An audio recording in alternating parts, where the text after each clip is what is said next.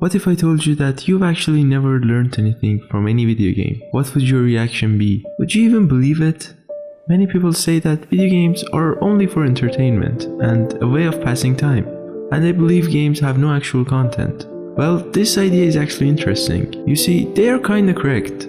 Games do not teach you anything, at least directly. Let me explain. As a teacher, when I go to a class and start talking to my students, I have knowledge to share, and they are here to gain that knowledge. If I've done my needs analysis correctly, then they probably already seek that knowledge from me. They don't need much more than that. For example, in my field, they want to learn English, so they listen to what I say.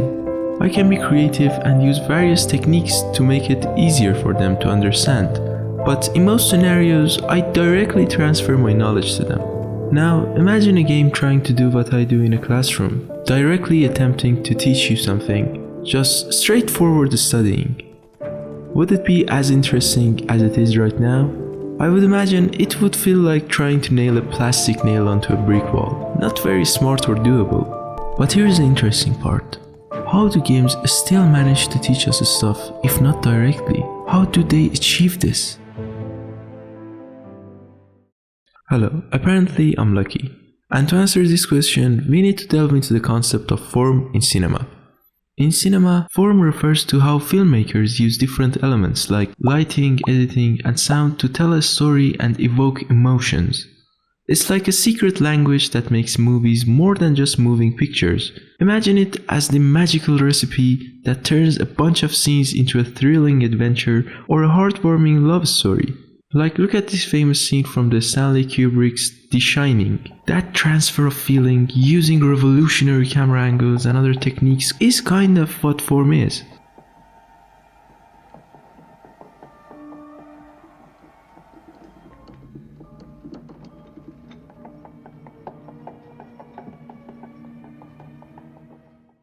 Now back to the games. Video games have ideologies, content, knowledge, and feelings beneath them, regardless of their purpose. To bring these elements to life, they also utilize form. Let's take an example. Imagine a game that aims to enhance your creativity. It's a black screen with a text saying, "Be creative." Sure, it may offer some irrelevant entertainment as well, like controlling a bird or providing reasons for creativity, but it doesn't go beyond that. Will it truly boost your creativity? Will your inner child start playing with Legos? Now envision a different game, one that doesn't even mention creativity directly. It simply places you inside the world and says, "Here, this is your world, go on."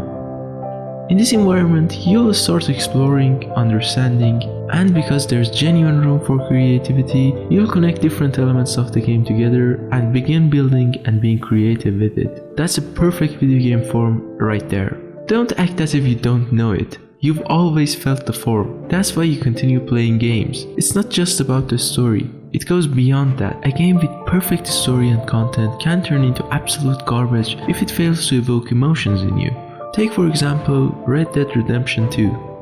When you started playing, you had no idea who Arthur was, but by the end, he became an unforgettable character who taught you many things. You felt what Arthur felt, walked the same path as he did, and experienced the journey till the end of the game. Similarly, Warhammer Boltgun filled your heart with pure nostalgia and excitement. You play these games because they successfully transfer feelings to you. They know how to use different elements to keep you engaged and most importantly, to make you feel. But answer this, is the feeling and emotional aspect of the gaming world fading? Are we witnessing a cold and emotionless world that relies solely on repetitive development patterns and microtransactions for success? Have we become too fixated on stunning visual graphics and neglecting the emotional depth of games? While open world games are captivating, have they diverted our attention from the core essence of the game and the emotional journey it once offered? These questions raise concerns about the current state of gaming industry and the need to prioritize emotional engagement and meaningful storytelling once again. But we all know it's not that simple. Imagine a world where the gaming industry undergoes a radical transformation. Microtransactions become a thing of the past, and the developers from the big companies take daring risks to create innovative and revolutionary games. emotions and feelings are given paramount importance, and captivating stories become just as vital as impressive visual graphics. Imagine all that. In this utopian gaming universe, would you still buy new games? Thanks for watching.